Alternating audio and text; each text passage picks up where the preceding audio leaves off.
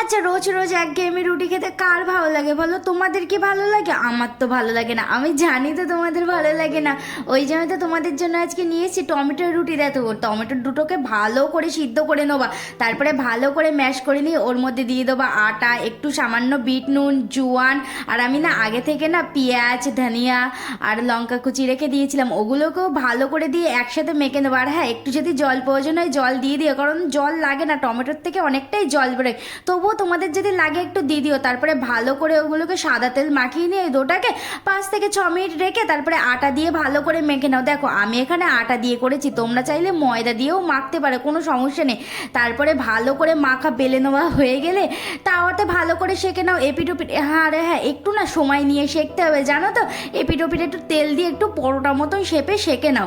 আমি পরোটা শেপ দেইনি, তোমরা চাইলে পরোটা শেপও দিতে পারো। তারপরে সবগুলোকে সেঁকে নেওয়ার পরে উফ, কি যে সুন্দর খেতে! না লাগে এর সাথে কোনো তরকারি, না লাগে এর সাথে কোনো শুধু মুখেই যে এত সুন্দর খাবার হয়ে যায়, উফ, কি যে বলবো তোমাদেরকে।